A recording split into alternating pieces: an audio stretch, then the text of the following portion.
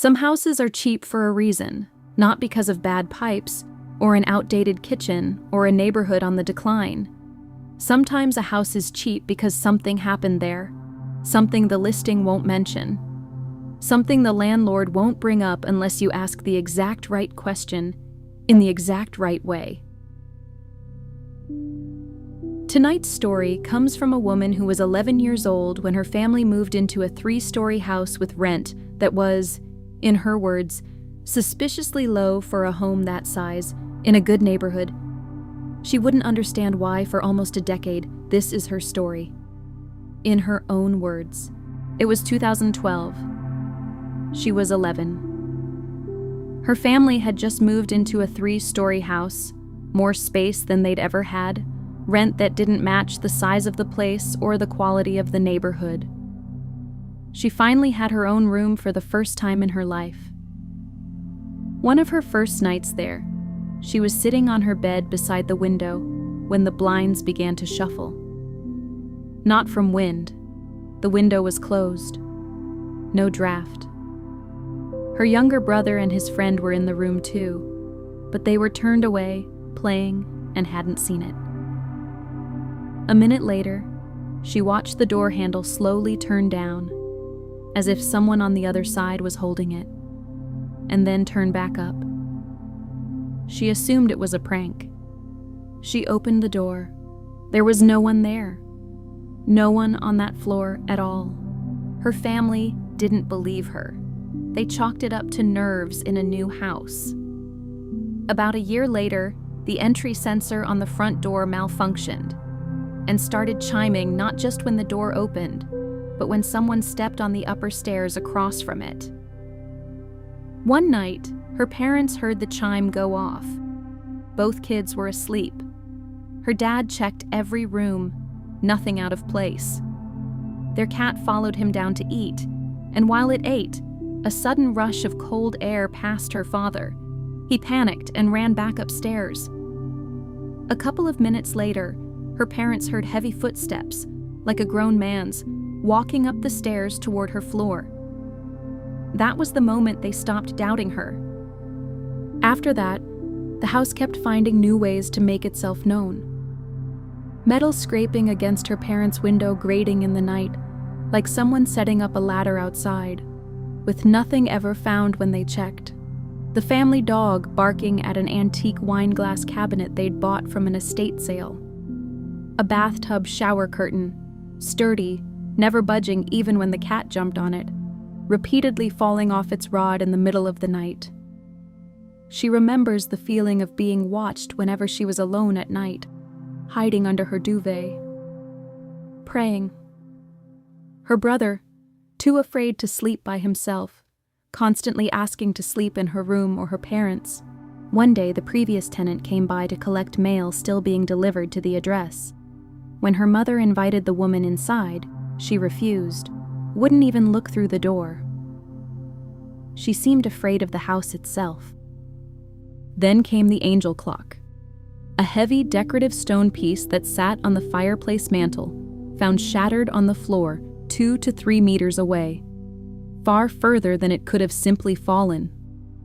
At first, they suspected the cat until they remembered the living room door auto-closed and was heavy enough that the cat had never been able to push it open.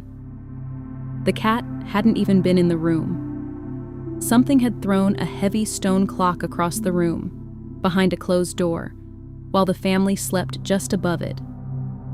Less than 3 years after moving in, the family decided to leave. On moving day, her mother was cleaning the empty house alone while the kids were at school. The closed door to her old bedroom began shaking violently for several minutes, as if a powerful draft were blowing through an open window. The window was closed. Half joking, half terrified, her mother spoke aloud to whatever was in the house.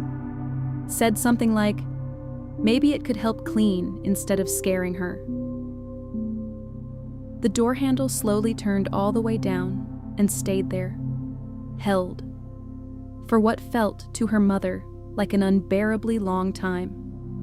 It didn't spring back up until she nervously said she'd just been joking. It wasn't until years later that her mother learned the truth from a police officer friend. In 2005, 7 years before they ever moved in, a murder had taken place in that house.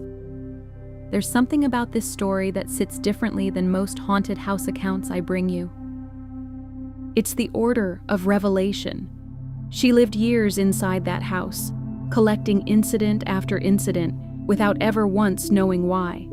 She was a child trying to make sense of something her entire family dismissed as nerves, as imagination, as a new house settling strangely.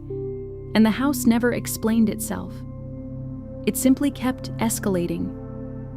Each incident on its own could be explained away.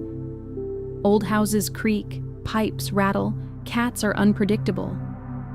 But the sheer accumulation of them over 3 years paints a picture that's much harder to dismiss. What strikes me most is the previous tenant. A woman who lived in that house before this family, who knew, who had clearly experienced something herself, couldn't even bring herself to step through the front door to collect her own mail. And then there's the ending. The reveal that arrives 7 years too late to mean anything in the moment, but recontextualizes every single incident that came before it. I also can't stop thinking about the timeline itself. 7 years between the murder and this family's arrival. 7 years for whatever happened in that home to settle into the walls, the way smoke settles into fabric long after the fire's been put out. And then this family arrived, drawn in, like so many families are, by a price that didn't quite add up. We rarely ask why a deal feels too good. We just take it and move our children into the room down the hall from wherever it happened. I think about the moment her mother spoke to the house directly, asking it to help clean instead of frightening her, and the door handle answered, held down, waited, as if something on the other side genuinely considered the request. Some haunting scream. This one was patient, methodical, almost communicative. It wanted to be noticed. There's no big comment section to pull from on this one. Just a quiet little post that sat with 24 upvotes and 3 comments since it went up. But sometimes the quietest posts are the ones that stay with you the longest. I keep thinking about that little girl, 11 years old, sitting beside a window when the blinds first moved. How many nights did she lie awake after that, listening for footsteps that weren't supposed to be there? Whatever was in that house wasn't loud. It didn't need to be. It had 3 years, and it used every single one of them. Some houses keep their secrets in the walls.